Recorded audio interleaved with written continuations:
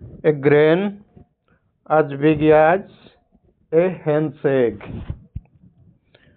Question number 1 रही who was the writer of the story? A grain as big as hen's egg. आर राइटर किए?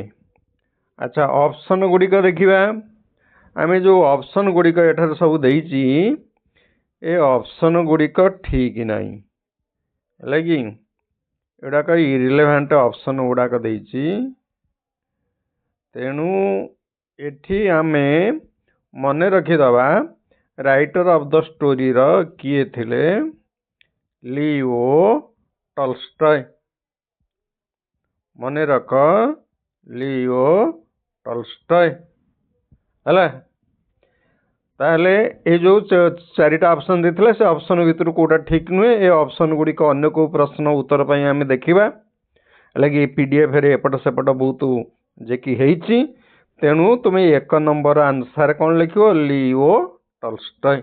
Number 2 who could see clearly किए परिष्कार भाव में देखुला। अच्छा एटा गोटे विषय आम देखा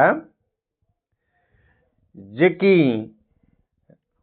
लोक अर्थात आम देखा ओल्ड पिजेंट सबुठु बेसी बुढ़ा ता बाप ता ठारू कम बुढ़ा एवं तार गोसाप जी ता ठारू आहुरी कम बुढ़ा अर्थात गोसाप एकदम पिला तार निज बाप जी सी टिकिए अधिक जे कि बुढ़ा आड़ को जाइए एवं जी ओल्ड पिजेंट निजे से सबुठु अधिक बुढ़ा या तो विषय।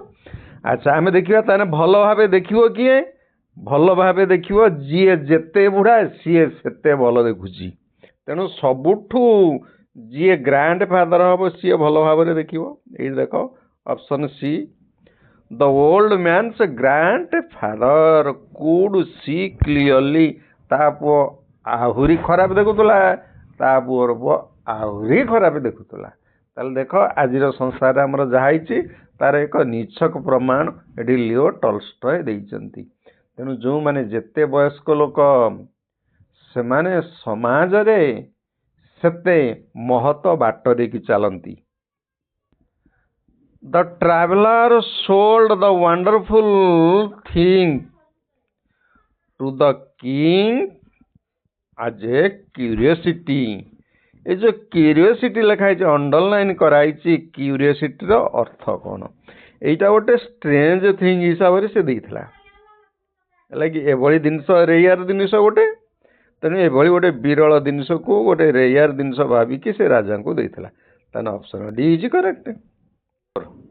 Who entered walking easily without crutches. अच्छा किए बिना चलवा बाड़ी धरी आराम रे पड़ी आसला किए पड़ी आस तो सबुठु जीए बुढ़ा ताले ग्रांड फादर आराम रे बिना बाड़ी रे आसीबो ताने ओल्ड मैन ये ऑप्शन देखिबा आग ऑप्शन कौन अच्छी बी रे देला ग्रांड फादर सी रे देला द ओल्ड मैन्स फादर डी रे देला द ओल्ड पिजेंट देखा ऑर्डरटा से केमती नहीं मुझे कहीदे तुम थे मन रख लगे आ मन रखा पड़ोनी। अच्छा एठी हूँ ओल्ड पिजेंट प्रथम व्यक्ति किए है ओल्ड पिजेंट। अच्छा तार जी बाप हम ताकू लिखब ओल्ड पिजेंट्स फादर है। अच्छा ये ओल्ड पिजेंट रे जे गोसाप हम ताकू लिखब ग्रांड फादर मन रहा ताले ग्रांड फादर सबुठु पिला हम आउ ओल्ड पिजेंट जी नाती ये हम सबुठु बुढ़ा ताले एठी किए आराम रे चलिक आसुला ताले हम देखिए ग्रांड फादर जोटा से ठीक हे सबु बेले ग्रांड फादर को पिला करिवो।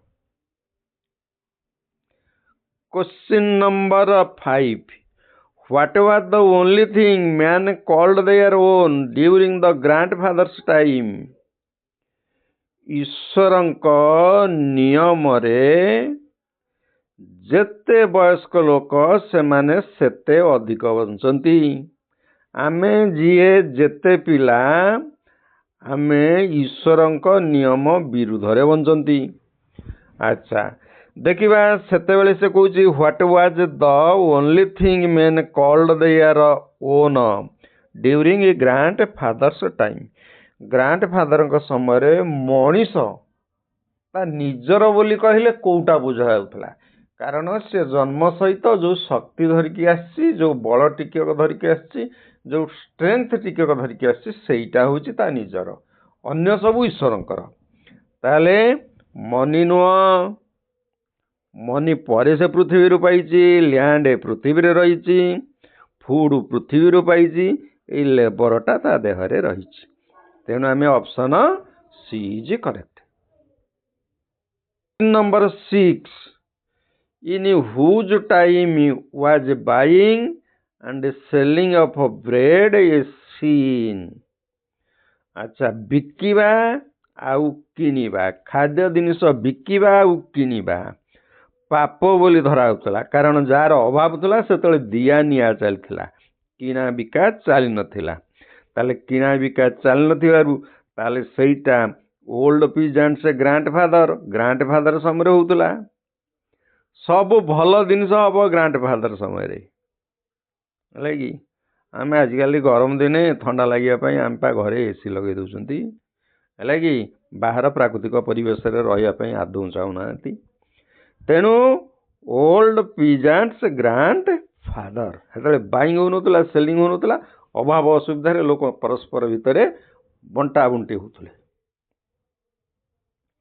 Question number 7, in grand fathers time the land was ଏ, ଜମିର ମାଲିକ କେହି ନଥିଲେ, ତେଣୁ land was A free. Option କୋଉଟା ହବ? 8। ଚିପ୍ ନୁହେଁ, ଈଶ୍ୱରଙ୍କ ଭୂମି ପୁରା ଫ୍ରି ଥିଲା। ଯିଏ ଯୋଉଠୁ ଚଷୁଥିଲା ଚାଷ କରିକି ଅନ୍ନ ଉତ୍ପାଦନ କରିକି ଖାଉଥିଲା। In the old time people lived according to, ଏଇଠି ପଚାରିଲା। ତାହେଲେ ଓଲ୍ଡ ଟାଇମ୍ସ ପ୍ରାଚୀନ ଯୁଗରେ ଲୋକମାନେ କେମିତି ବଞ୍ଚୁଥିଲେ? ନା ଗଡ୍ସ ଲରେ ବଞ୍ଚୁଥିଲେ, ହେଲା କି? ତାହେଲେ ଆମେ ଲେଖିବା କ'ଣ? ଗଡ୍ସ ଲ। ଆର୍ଥର ଲ ନାହିଁ, ନିଜ ଇଚ୍ଛା ନାହିଁ, ଭଗବାନଙ୍କ ନିୟମରେ ବଞ୍ଚୁଥିଲେ। My time the money was not at in use was told by. ସେ କହିଲା ମୋ ସମୟରେ ପଇସା ପତ୍ର ବ୍ୟବହାର ହଉନଥିଲା। ତାହେଲେ ଏଇଟା କିଏ କହିବ? ଏଇଟା କହିବ ସେଇ ଗ୍ରାଣ୍ଡ ଫାଦର। ତାହେଲେ old man's grand father, option D. Old man father ସମୟରେ ପଇସା ଚାଲିଥିଲା, ଓଲ୍ଡ ମ୍ୟାନ୍ ସମୟରେ ପଇସା ଚାଲୁଥିଲା, କିନ୍ତୁ ତା ଗ୍ରାଣ୍ଡ ଫାଦର ସମୟରେ ପଇସା ଚାଲୁନଥିଲା। ତା ଗ୍ରାଣ୍ଡ ଫାଦର ସମୟରେ କି ବିନିମୟ ହେଉଥିଲା, ବଦଳା ବଦଳି ହେଉଥିଲେ। 10, when the hen pecked at the grain it was laying।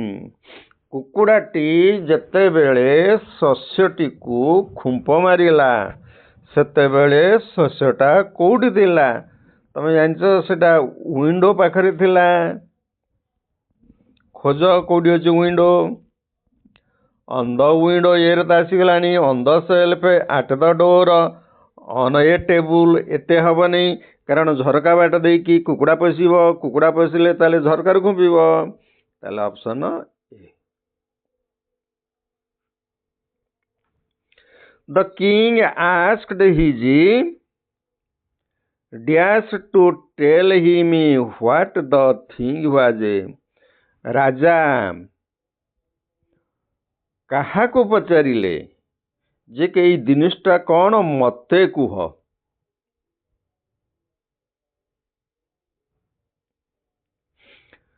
Servant ମାନଙ୍କୁ ପଚାରିଲେ, ମିନିଷ୍ଟରକୁ ପଚାରିଲେ, ୱାଇଜ ମେନଙ୍କୁ ପଚାରିଲେ, ପୁଅର ପିପୁଲକୁ ପଚାରିଲେ। ପୁଅର ପିପୁଲ ହବ ନାହିଁ, ମିନିଷ୍ଟର ହବ ନାହିଁ, ସର୍ଭେଣ୍ଟ ହବ ନାହିଁ, वाइज पीपुल माने जो माने विज्ञ लोक से सब कथा जानते विज्ञ लोक को पचारे तुम लिखिदेव बेले बेले असुविधा पड़ी मिनिस्टर मिनिस्टर राज्यर शासन चलाए जाए किंतु भल मंद जानापी राजा सबू पंडित मान को राज दरबार में रखि था पंडित माने भल मंद कथा कहती तेणु तुम वाइज मैन लिख 12 एकॉर्डिंग टू ग्रैंडफादर से ग्रैंडफादर का अनुजाई कौन like that used to dash in his time से कहला सबुआड़े कौन होउतला नो होयर केउटारे होउनतला एवरी होयर माने सबुआड़े होउतला ताले option B is correct old peasant से फादर अच्छा old peasant father old peasant रो ग्रैंडफादर ये कहूँ ओल्ड पीजेंट रो फादर केम ए वॉकिंग ये दीटा बाड़ी धरिकी आसीबो सॉरी ये गोटे बाड़ी धरिकी आसीबो आउ ग्रैंडफादर बिना बाड़ी रे आसीबो हैला पुओ दीटा बाड़ी साइज रे आसीबो ओल्ड पीजेंट दीटा बाड़ी साइज रे आसीबो ता बाप गोटे बाड़ी आसीबो -1 हेगला पुणी एठू -1 जो तार गोसाप जे ग्रैंडफादर 0 बाड़ी धरिकी आसीबो तार बाड़ी धरिकी आसीबो नाही ताले आमे कौन लिखिबा गोटे बाड़ी धरिकी आसीला 13 number option A question number 14 the first old peasant said that in his time the grains were dash smaller than a present day grains, a little larger than a present day grains, of the very same kind, larger than the present day grains. अच्छा old peasant कौन कह old peasant आम समय लोक धरी नि जाऊ से कह सेम काइंड रे थिला ताने स्मॉलर हब नहीं लार्जर हब नहीं option C of the very same kind वर्तमान लगी जहाँ थिला ओल्ड पीजेंट रो समय रे सैया थिला 15 होयर एवर आई प्लाउ जुआड़े से बुणुले जुआड़े से चाष करुले देयर वाज माई लैंड ताहा मो जमी थिला जुआड़े चस्तुले से गुड़ाक तांको जमी थिला the underline word is use to a जो होयर एवर का लगी अच्छा होयर देयर अच्छा होयर देयर ये गोटे कंजक्शन काम करुची कंजक्शन काम करुले आम कौन लिखा ऑप्शन बी प्रकृत होयर एवर एडवर्ब किंतु ये कंजक्शन काम करुची the old man could hardly here बुढ़ा लोकटी शुणी पारु नथिला बिकज देख 22 नंबर ये आंसर ये तलुक अच्छी ऑप्शन गुड़ाक अच्छा कुडू बिकज से डीप थिला से ब्लाइंड थिला अच्छा शुणा डीप कथा न कह जे ब्लाइंड ना कथा न कह जे डम देखिपर नहीं जे ब्लाइंड ताले कौन थिला डीप थिला option A is correct question number 23 in grandfathers time people knew nothing of grandfather समय लोक मैंने कौ कथा जानी नथिले लैंड देखी लेबर से देहरे थिला कौन से प्लाउ करथुले चाष करुले किंतु से माने मनी देखी नथिले ताले कौन लिखिबा option C 24 who is in the story again as big as a handshake could see clearly अच्छा किए भल भाव देखी पारतला ओल्ड मैन नुहे ओल्ड मैन ग्रैंड फादर भल भाव देखी पारतला आ ओल्ड मैन फादर भी भल भाव देखी पार नाला 24 number option B is correct 25. According to grandfather, the earth stopped bearing large grains because ये जो बड़ बड़ शस्य होउथला ये बड़ शस्य हवा पृथ्वी रे बंद हो गला तार कारणटा से कहूची कारण people don't live by their own labour लोक माने निजे आउ परिश्रम करी बंचिले नहीं अन्यर परिश्रम उपरे बंचिबाकू चाहिए people have taken to depend upon the labour of others अन्यर लेबर उपरे निर्भर कले पीपुल एक्सप्लॉइट अदर्स अन्य को सब शोषण कले कोवेटेड कले ऑल द एबव डी रे देइछ ऑल द एबव तेनु ऑल द एबव सब गुड़ाक होइछि ताले 25 number option D is correct all the above according to grandfather in his time each man had a grandfather समय रे प्रत्येक लोकर डैश थिला कौन एनफ ऑफ हिज ओन निजर खाद्य शस्य बहुल परिमाण थिला एनफ मनी थिला मनी तो व्यवहार होनुथिला लिटिल फूड थिला खाद्य नथिला ना खाद्य तो भल थिला सम लैंड भी फ्री थिला ताले कोडा लिखिबा एनफ फूड थिला कौन थिला ताले 26 number option A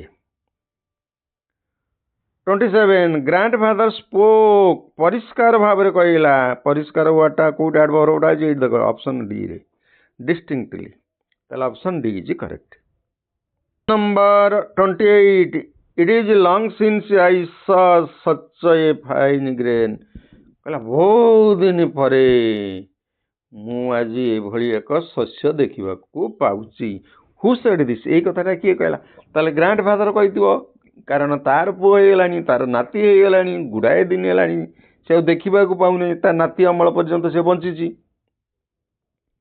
the king कहला भूल ट्रावेलर कहला भूल ओल्ड मैन कहला भूल ताले किए कहला ग्रांडफादर एबे 29 a hole was made on the grain of corn कॉर्नले गोटे गात गला बाय डैश का द्वारा हेन द्वारा आम हेनटा पेक कला जमी जानले गोटे शस्य तान option A is correct 30 there was a dash down the middle of the grain of corn से गोटे ग्रुप थिला देयर वाज ए ग्रुप है ताले ये ग्रुप नुहे होल नुहे कट मार्क नुहे देयर वाज ए ग्रुप ताले क्वेश्चन 30टा एमसीक्यू आम आलोचना कले मु भावुची निश्चय 5-7टी एमसीक्यू रो प्रश्न उत्तर किछि नहले भी तुम मन रहिबो तेणु नन मु जानी भल भाव में नन डिटेल बही बहुत पिला खोलंतिनी तेणु तमे ये जो एमसीक्यू गुड़िक मोबाइल शुणी नियो किछि मन रहिबो एवं परीक्षा 4-5टी क्वेश्चन आराम रे तुम पाइजिव। रहुची नमस्ते धन्यवाद।